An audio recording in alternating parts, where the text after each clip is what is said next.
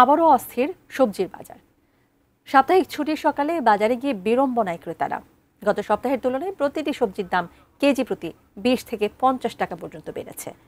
একই অবস্থা মাছের বাজারেও। রাজধানীর বিভিন্ন বাজার ঘুরে আরও জানিয়েছেন সাদিয়া ন্যান্সি। 2 কেজি মোটা চালের দামে কেনা যাচ্ছে 1 কেজি সবজি। বেশিরভাগ বাজারের চিত্র একই। আলু আর পেঁপে ছাড়া যে কোনো সবজি কিনতে ক্রেতাদের গুনতে হচ্ছে 80 থেকে 260 টাকা পর্যন্ত।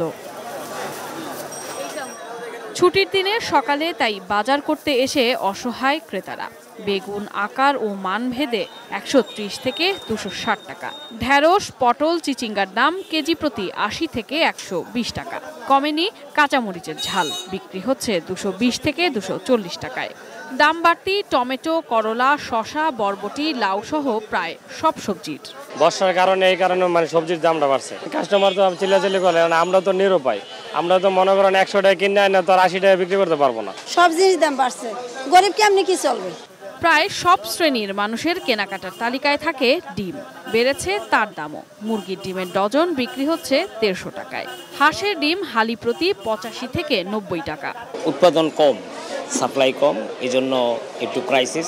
ডিমের দাম কম থাকলে আমার সেল আরো বেশি হয়। এখন এই যে 300 ডিম বেশি, আর আগে বেচতাম 1000-1500 ডিম বেচা হইতো। সব মাছের দামই বেড়েছে। সপ্তাহের ব্যবধানে আকার ভেদে কেজি প্রতি মাছের দাম বেড়েছে 50 থেকে 200 টাকা করে।